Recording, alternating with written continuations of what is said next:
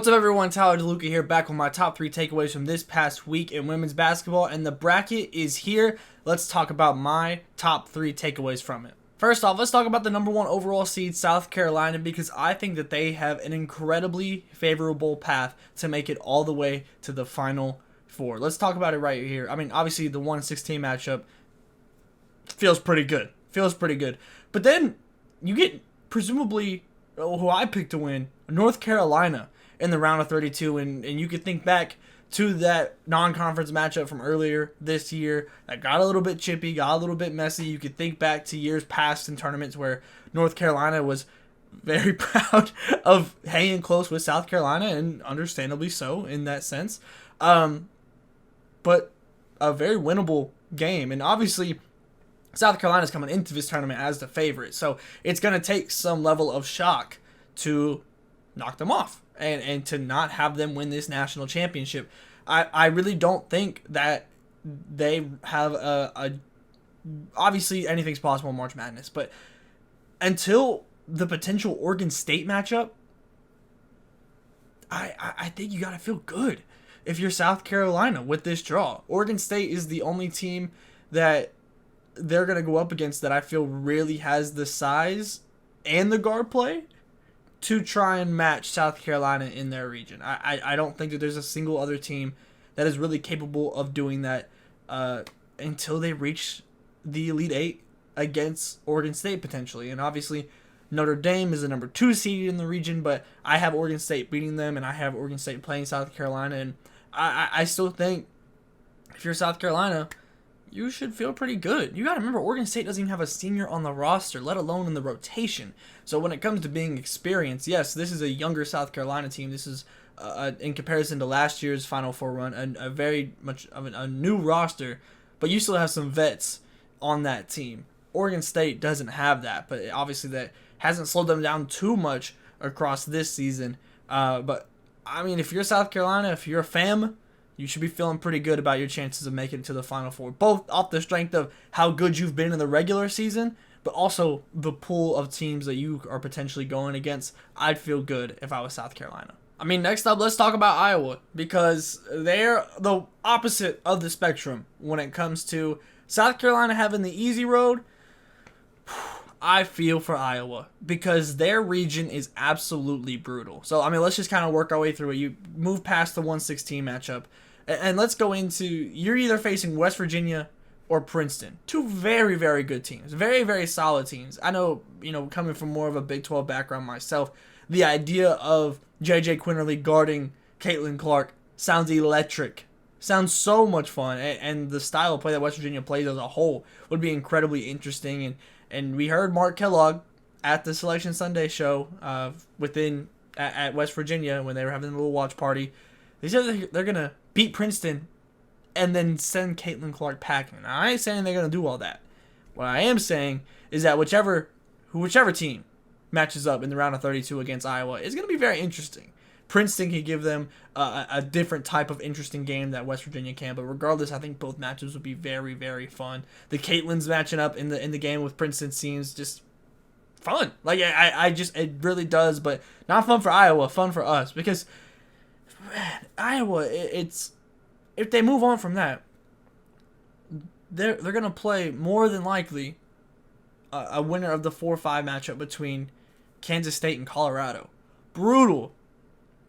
Colorado obviously had the skid at the end of the season where they dropped a bunch of games at the end of the Pac-12 play. They lose in double overtime to Oregon State in the Pac-12 tournament. But the game that I want to point out, and this might seem weird for Colorado when it comes to them bouncing back, was the first game of the Pac-12 tournament where they played Oregon, and they absolutely smoked them.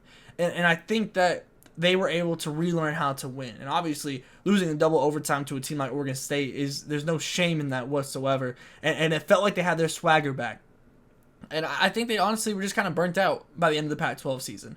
And so now, they're back. And we know what Jalen Sherrod can do on the defensive end. And seeing that matchup for Caitlin is also it's a very, very fun one. But the Kansas State as well. Remember, these 2 teams played twice in non-conference and split. And, obviously Iowa was able to get one of those games, but the idea of them going against a center like Ayoka Lee can go one of two ways. I feel like they can either run her off the court or they can get dominated down low. And I'm interested in seeing how that goes. And let's say that they move on from both of these. Let's say that they keep it going. Now I'm looking across the bracket, and you have LSU.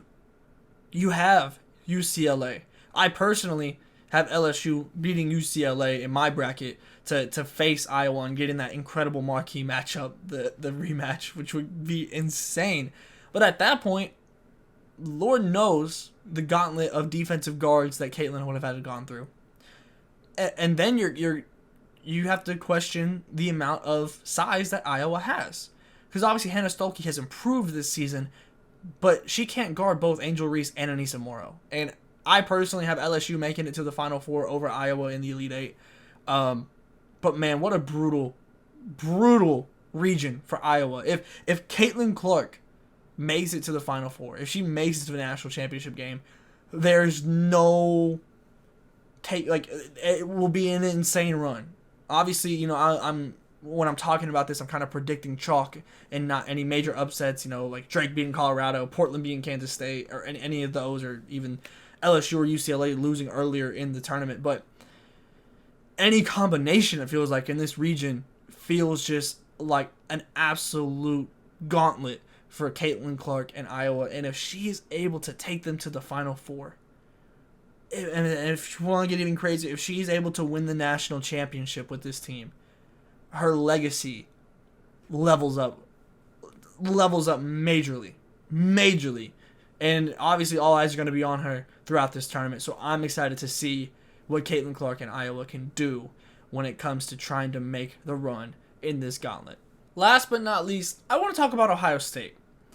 And Ohio State is a team that was actually the team for me.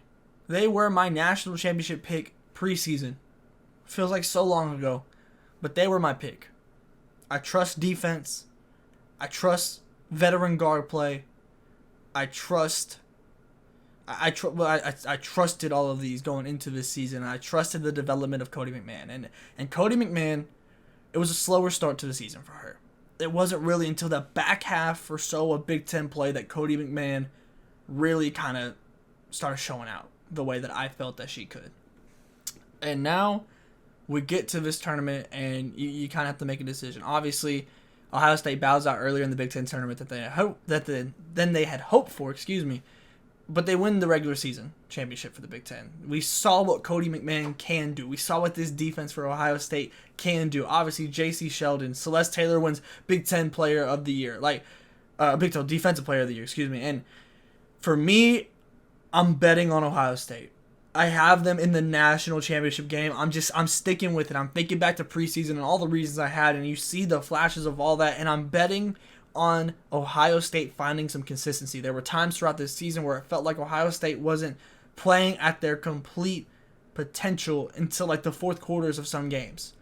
And they don't have an easy road there by any means. They're going to likely face UConn. You're going to likely face USC again, who Juju absolutely made a statement game in the very first game of the season. The very first day of the season, she put up like 35 points against Ohio State against that defense. I am betting on veteran guard play. I am betting on Cody McMahon finding that back half of the Big Ten form. And most notably that game against Iowa, where she was absolutely dominant. Sometimes I get frustrated with the shot selection that she takes. Obviously, she's just a sophomore. I get frustrated at that sometimes. I think if Ohio State can... the best version of Ohio State is a national championship contender. I have them losing to South Carolina in the national championship. But I have belief in what the prime version of Ohio State can look like. I'm excited. I'm nervous about this pick. I could very well see it going wrong, frankly. We've seen Ohio State struggle for long periods of times during games. We've seen them drop games that you maybe wouldn't expect them to. But I am betting on Cody McMahon making her statement in this tournament. I'm betting on J.C. Sheldon going out on a high before likely going and being a first-round pick in the WNBA draft. I am betting on Ohio State to make it to the national championship game, and I feel like all of that hinges on what Cody McMahon can do, but I think that Cody McMahon is a talent that could be down the road I think she has every intangible to be a future number 1 pick in the WNBA draft. There's plenty of room for growth.